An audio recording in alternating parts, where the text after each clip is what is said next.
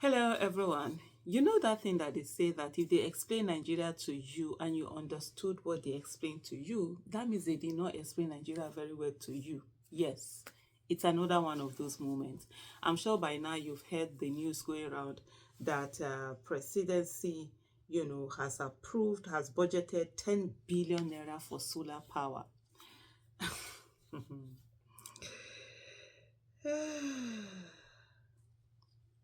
First of all, before I go on, I dive in and do a bit of analyzing this whole thing, is for you to remember that this budget will not hold if the National Assembly do not approve it.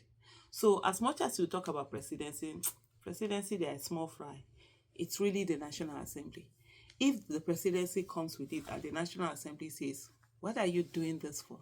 It wouldn't happen. So just hold that thought at the back of your mind as I go on to explain. And always remember that the National Assembly does have a lot of power. So it says that the State House has allocated the sum of 10 billion naira in the 2025 approved budget for the installation of a power mini grid at the presidential villa. This follows an increase in the overall budgetary allocation to the State House headquarters, which rose from 47.11 billion in the initially proposed 2025 budget to 57.11 billion in the initially proposed, and then this one in the approved version. Before we go on and talk about this whole thing, just put also at the back of your mind that there's something called conduit pipe. Certain things are used to siphon money and move money. So yes, you're seeing this allocation. Oh, it's electricity. We'll talk about it. How come the presidency is going off grid? Meanwhile, they've increased the electricity. They are saying that it's too expensive. They need to do it. They are the ones who increase the electricity for everyone and all that. How Tinubu, which is a legitimate government, has done all of this. But also remember that 2027 is in a few years.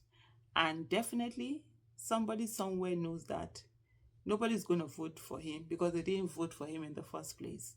And then if they're going to use money to bribe, they might need more money to bribe than they did before.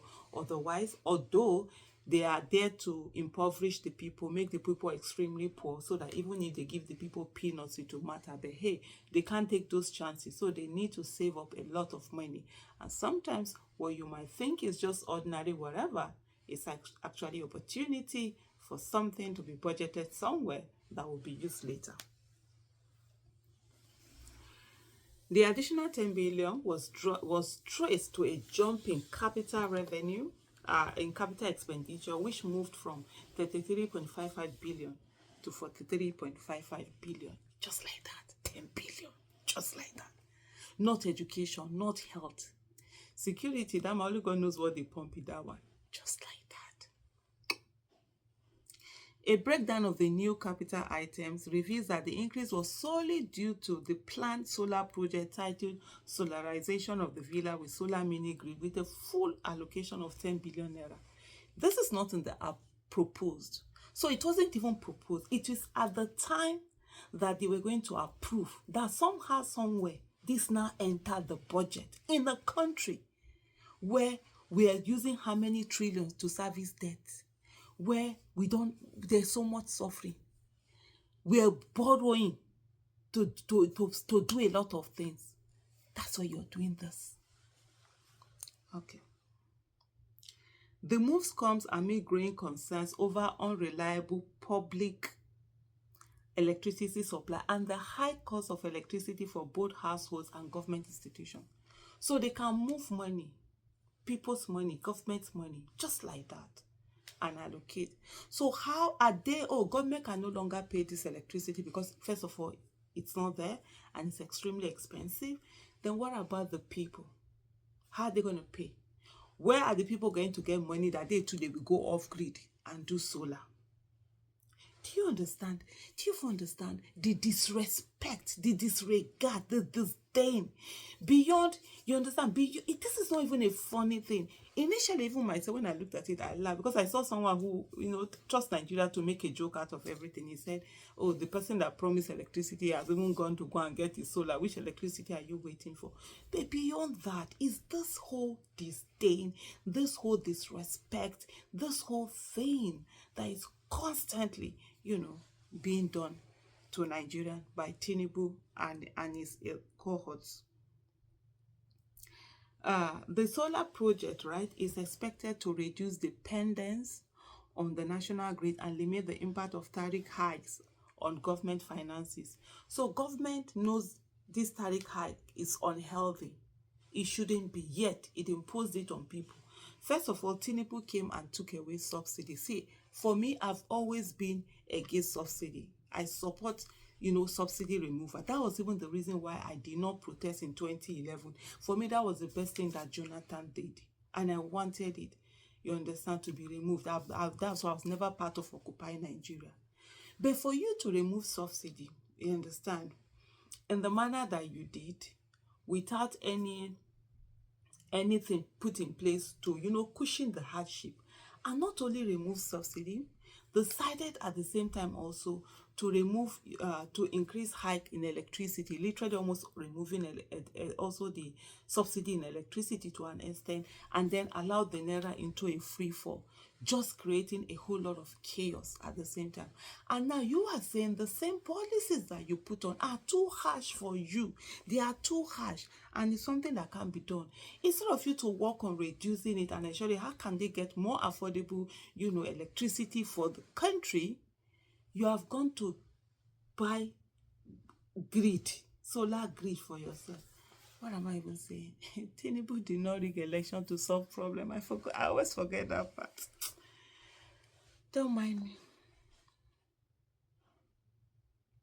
The Punch observed that electricity costs have continued to soar, especially for Band A consumers who receive at least 20 hours of electricity daily. We are in Band A, we pay Band A, and it's really expensive. And I can tell you, we don't get that electricity. You don't get the 20 days daily electricity that they talk about. It's a lie. Yet we are in that Band A, and we're paying so much.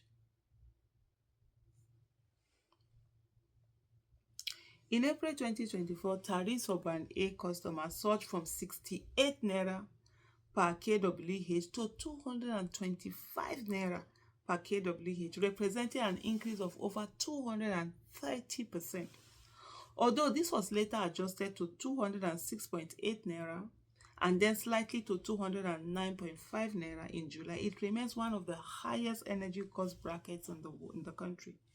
Institutions such as State House, which fall within Band A, have therefore seen their electricity bills increase dramatically in the past year. The State House has also struggled with unpaid electricity bills. In February 2024, the Abuja Electricity Distribution Committee listed the presidential villa among top government debtors with an outstanding bill of 923.87 million. However, following a reconciliation process, the debt was revised down to 342.35 million.